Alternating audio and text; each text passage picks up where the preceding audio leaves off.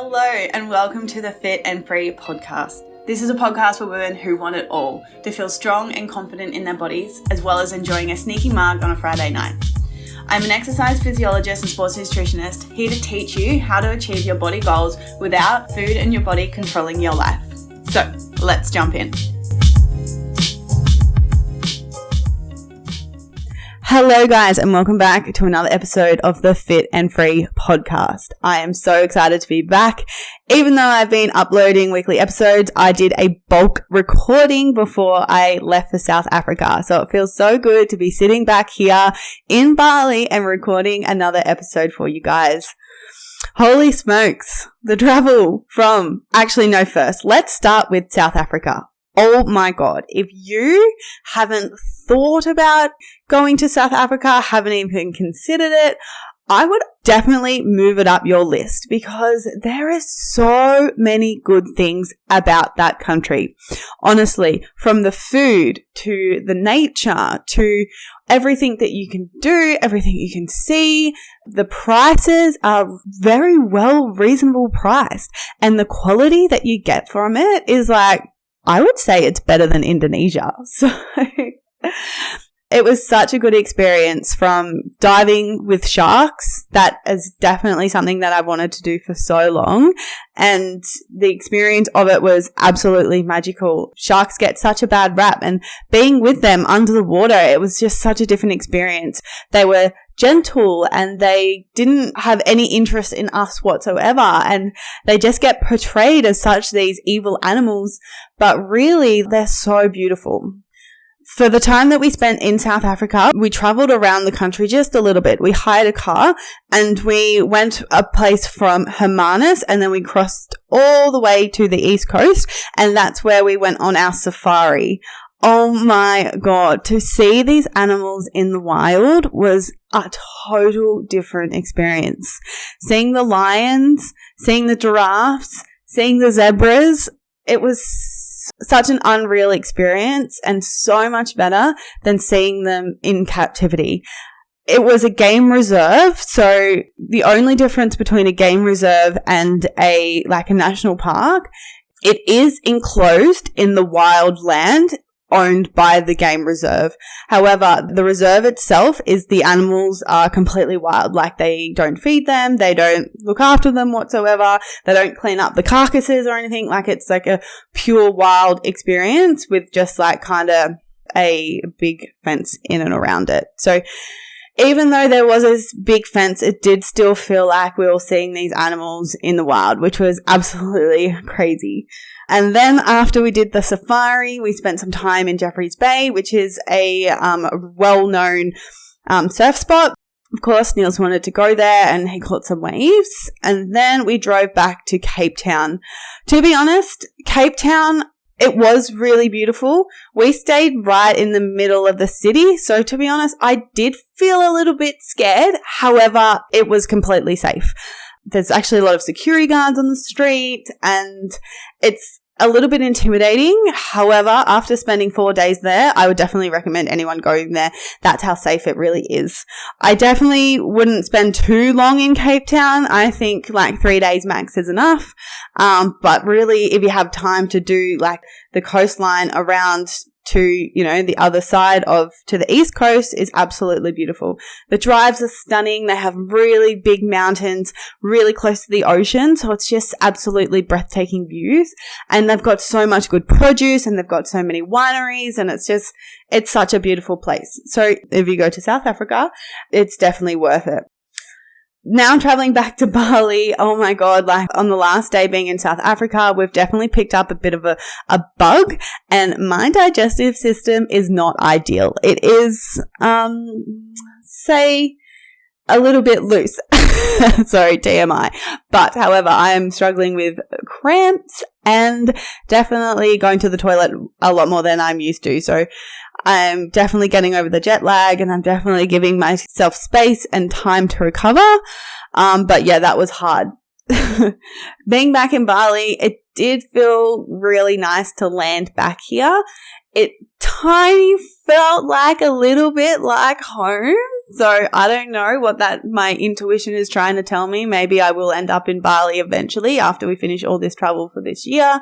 But I don't know. It was just really nice and it was really calming to come back. And we're in a beautiful hotel down near Uluwatu is where we are. We're not in Canggu with all the hipsters anymore.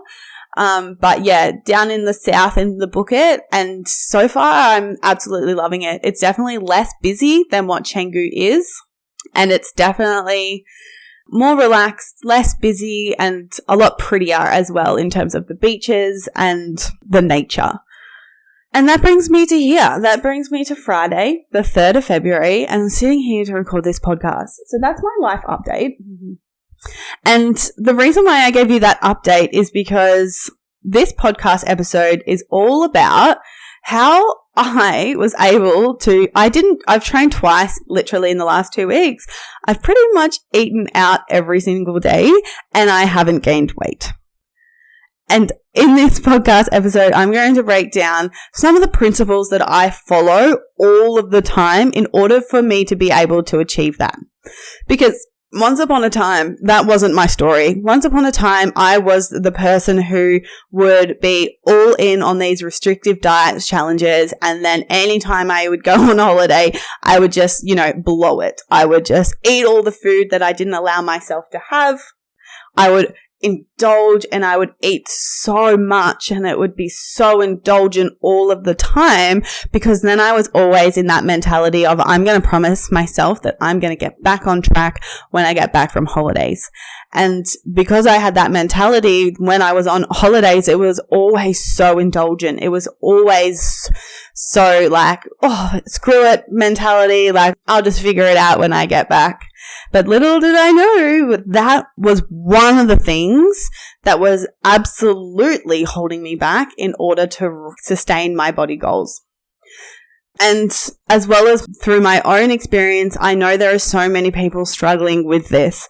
I know there's so many people struggling with, all in or all out. I'm at home, I'm in routine, I'm doing everything perfectly. I'm not doing everything perfectly. All of a sudden I'm derailed. Or I'm going on holidays and then all of a sudden everything goes out the window. All my principles, woohoo, party, eat all the food, eat all the calories. And then what, you feel guilt and shit about it to then, compensate with those thoughts of like, yeah, I'll just start again on when I get home. And like at this point in time, we have to really be compassionate towards ourselves, because that's what we know and that's what we've been taught. We've been taught that we have to, eat really healthy. We have to eat clean. We can't have these bad foods, because if we eat these bad foods, we're going to gain weight. And I know for a lot of people, that's one of our deepest, darkest fears is gaining weight. And I say it because I absolutely know how it feels, because I have been there with you.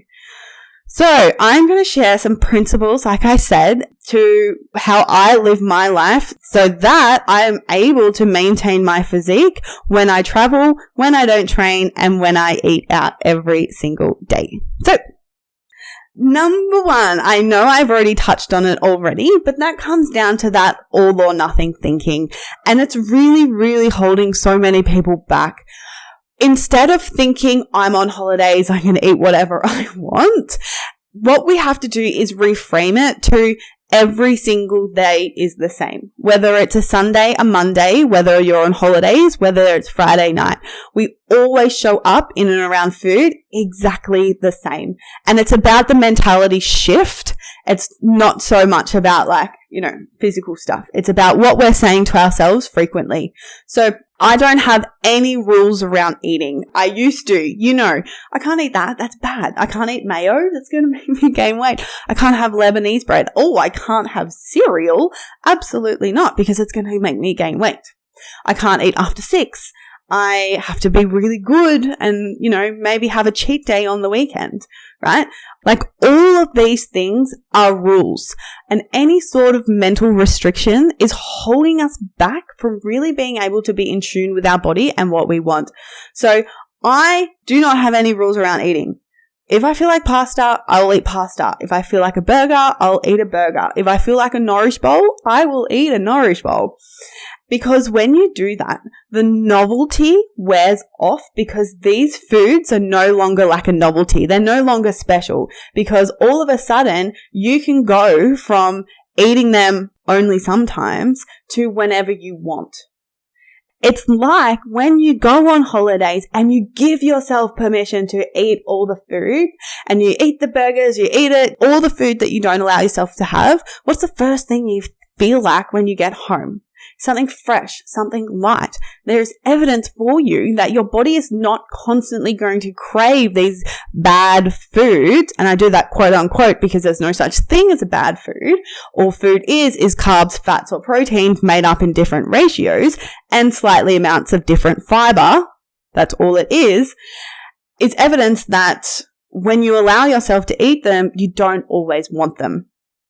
It's this whole mental restriction that we need to be able to let go of so that there's pure freedom in and around your food. The second shift that I made is I've learned how to eat for satisfaction as well as nourishment.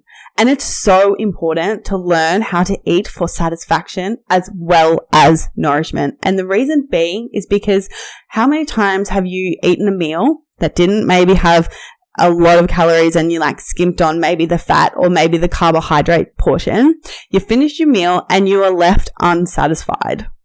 Then what do? You look for something else. You look for the chocolate. You look for, the lolly, something that's really going to satisfy you. Imagine instead if you balanced your meal with, you made a nourish bowl, but instead of just having the lettuce, like the salad ingredients and the veggies and the protein, imagine if you added, a little bit of goat's cheese and maybe a little bit of avocado and some sweet potato that's cooked in oil so it's really satisfying. It's making me hungry thinking about that. But then you might be thinking, oh no, Loz, what about the calories? What about the extra calories? But then you have to think about it. What about the extra calories that you are now eating because you weren't left satisfied from the main meal? That extra chocolate that turns into maybe an extra bag of chips that then turns into maybe some ice cream. Those extra 150 calories that you could have added to your main meal is definitely going to be better than all that extra sweets.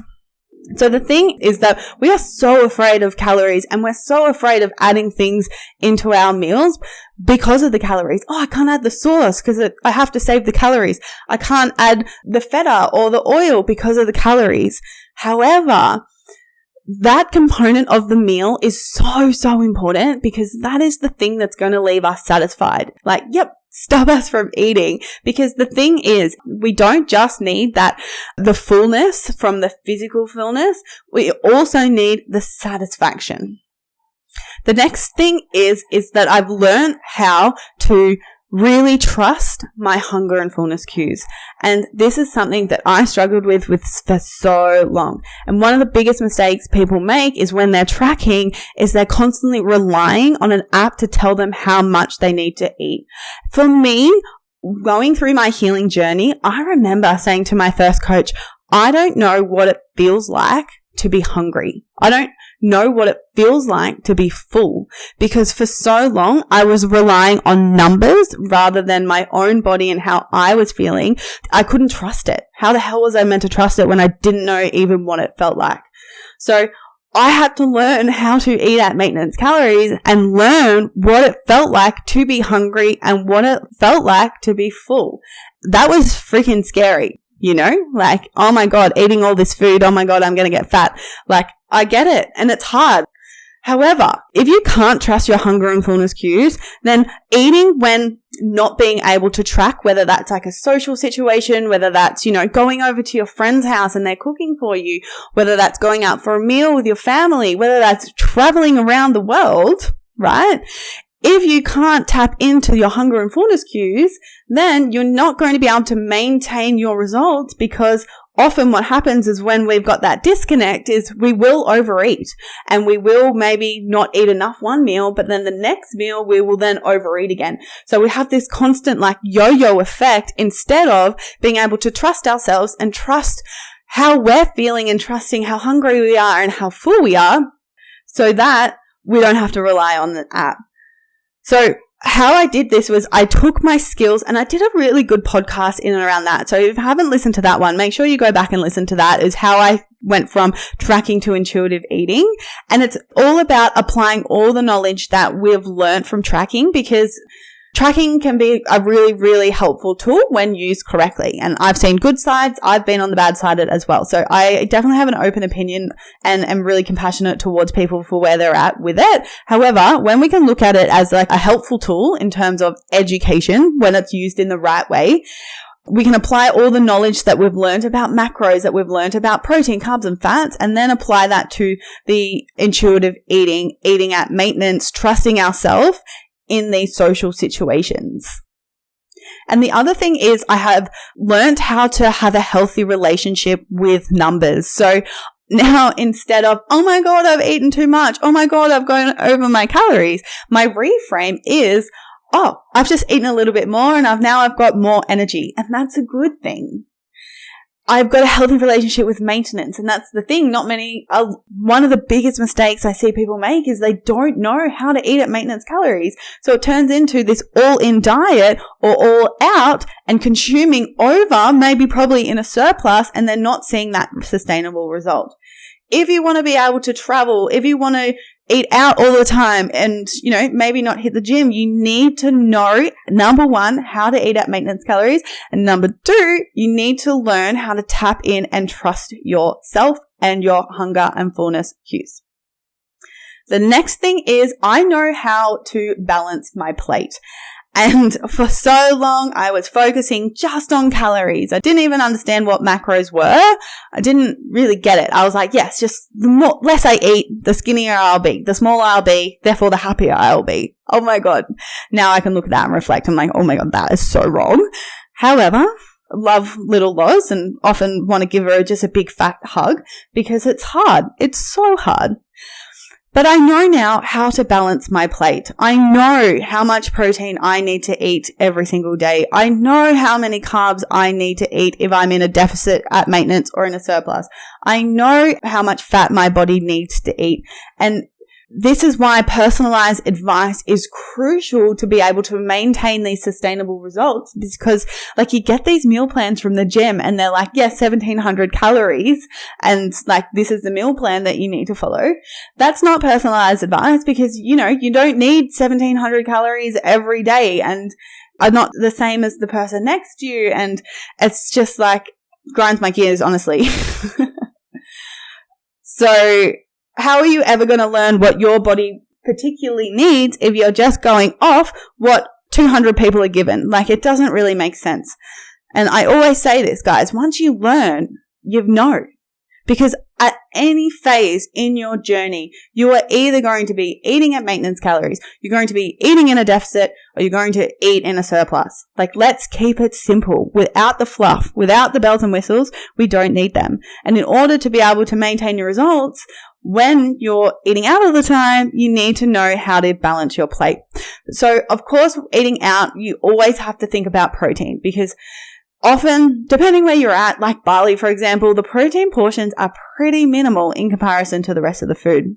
So more often than not, I will always be ordering an extra side of protein. So last night, for example, I had a pesto pasta. It was absolutely delicious, but I added an extra order of chicken on the side. Today for lunch, I ordered myself a burger and it told you how many grams of chicken was in the burger. So it was 100 grams. So what did I do? I added an extra patty to the burger to increase the portion size. The thing is we don't have to add heaps of different types of protein. What we do have to do just to make it easy and make it simple, it's just make the protein portion a little bit bigger in the meal that you're eating. Another tactic that I do when I travel is I do bring protein powder with me. It just is so much easier and makes it so much more convenient, just to add it to my breakfast, to have my overnight oats in the morning. Or if I just need a little boost of extra protein, I'll have a protein shake in the afternoon. That will also help with when you go out, you're not going out and you're not starving so you feel like you could eat the world. Instead, you're going into your meal well fueled. You've got that bit of protein, which is going to help you with satiety and therefore be able to remain in control and trust yourself when you're eating out.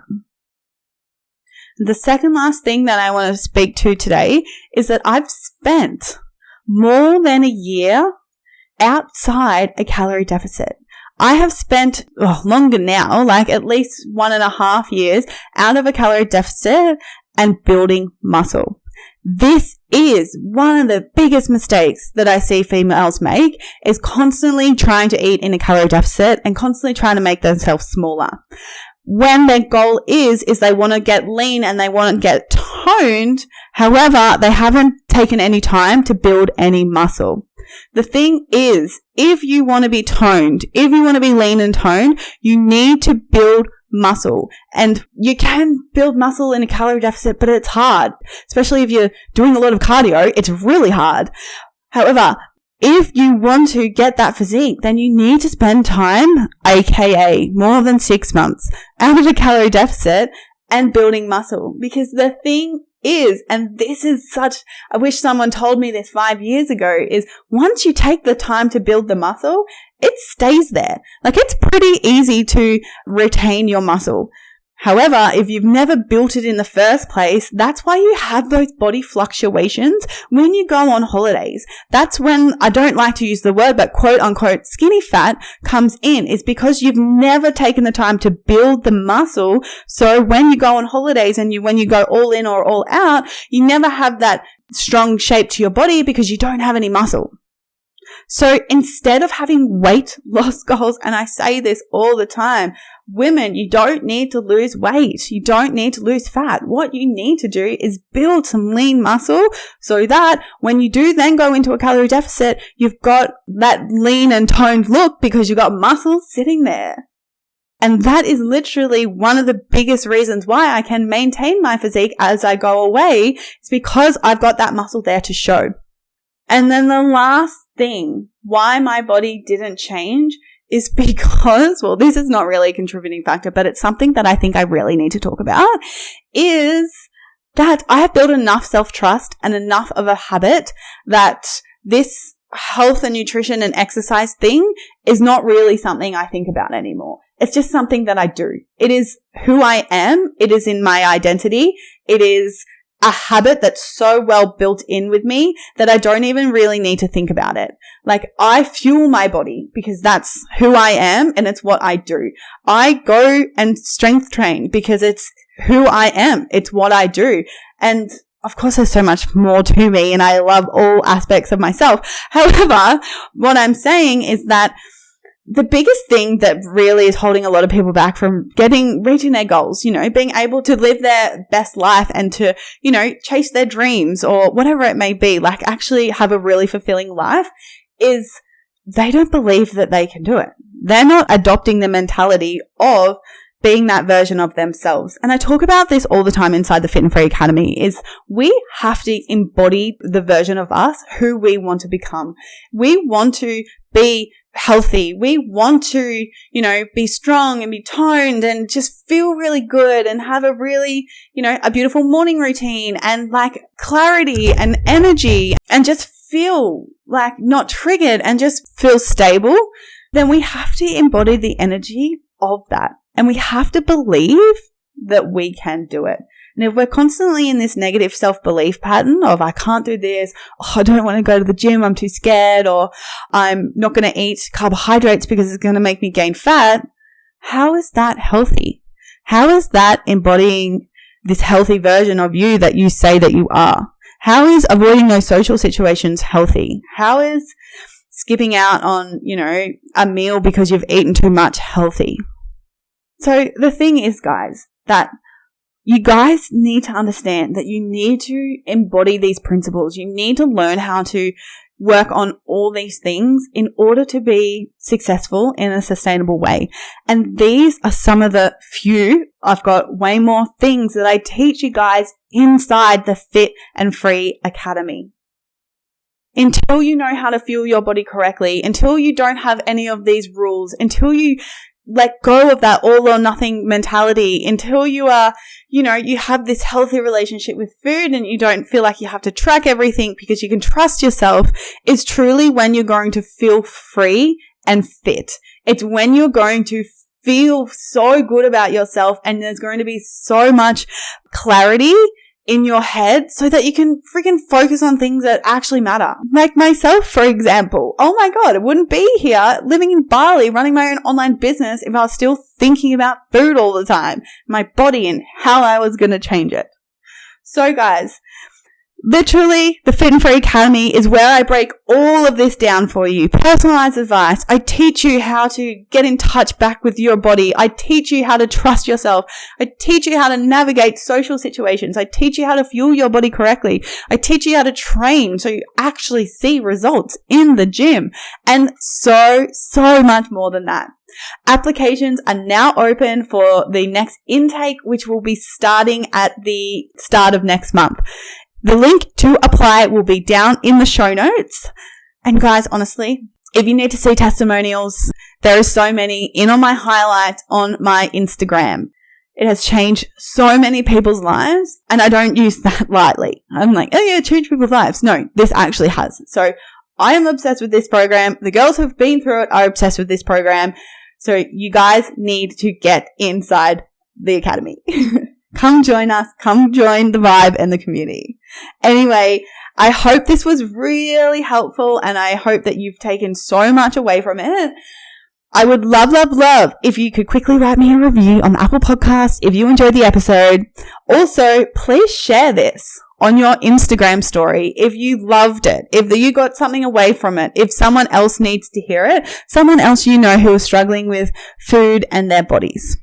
But anyway, guys, I love you always, and I will see you, or what's the word for you'll hear me in the next episode. Bye!